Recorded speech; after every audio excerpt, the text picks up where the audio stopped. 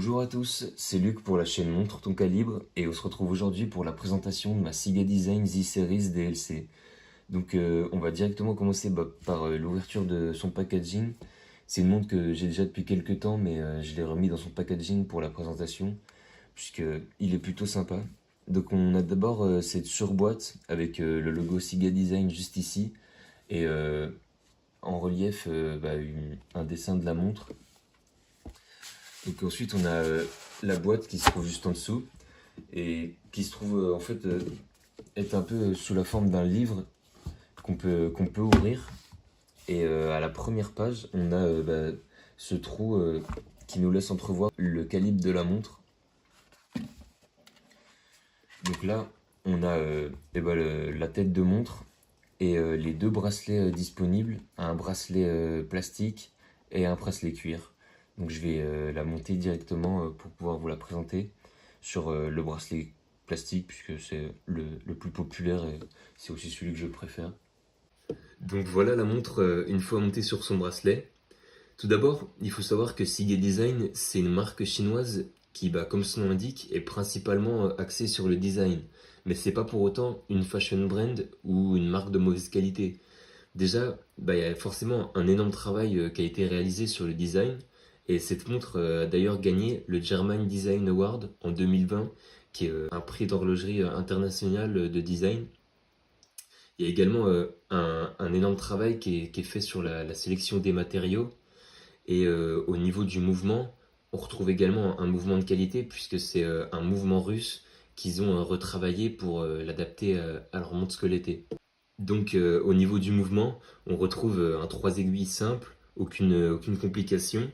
C'est donc un mouvement Sigul, le Sigul ST2553JK automatique.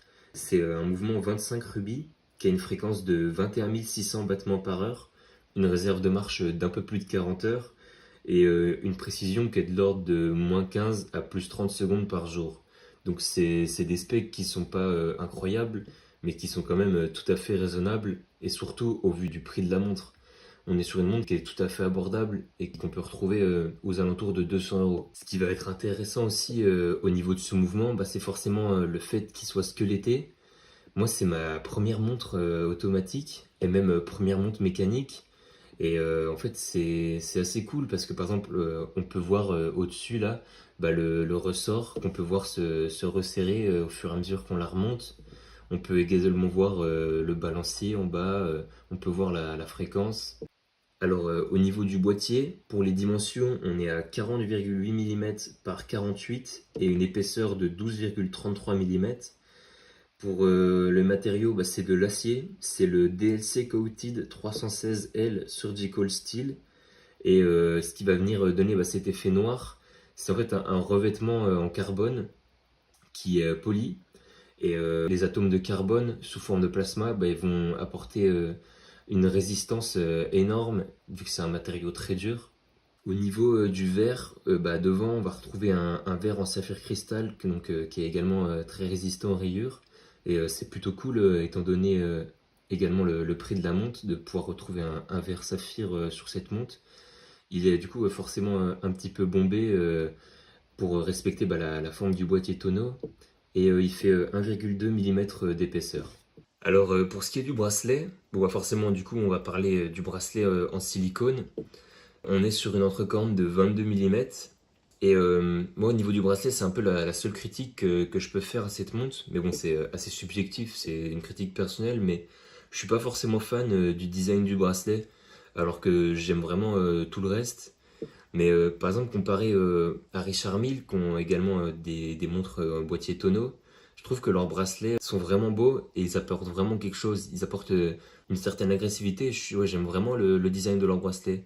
Alors que là, pour le coup, je le trouve vraiment très simple. Il est tout rectiligne et je trouve qu'il apporte pas grand-chose à la montre. Et je suis pas forcément un fan de ces petits motifs hexagonaux.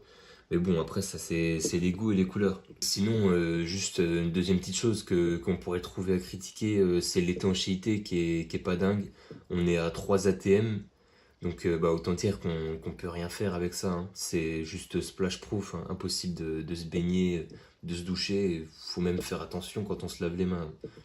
À part ça, sinon, on est sur une montre assez légère, donc 90 grammes, qui en plus avec le bracelet qui est très confortable et se fait très facilement oublier. Donc ça, c'est plutôt agréable. Au niveau des côtés, on a un côté avec le logo Siga Design qui est gravé au laser. C'est un laser qui a une précision de 0,03 mm, donc extrêmement précis. Et c'est plutôt sympa, ça rend plutôt bien. Et de l'autre côté, bah, on va retrouver la couronne qui est également gravée avec le C de Siga Design et les deux petits protège-couronnes. Au niveau du fond de la montre, on va retrouver un fond transparent. Donc ça, c'est plutôt cool aussi, qui va nous permettre de voir la montre. On peut voir donc quelques rubis, on peut voir la masse oscillante, qui est d'ailleurs vraiment jolie. Je trouve plutôt bien décorée. Et que c'est également vraiment sympa à regarder quand on est comme moi, qu'on débute un peu dans les mouvements mécaniques. C'est vraiment super cool. Et bah voilà, c'était tout pour la présentation de cette montre. J'espère qu'elle vous a plu et que la montre également vous a plu. Si c'est le cas, n'hésitez pas à mettre un pouce bleu et à vous abonner à la chaîne Montre ton calibre. Et moi, je vous dis à la prochaine.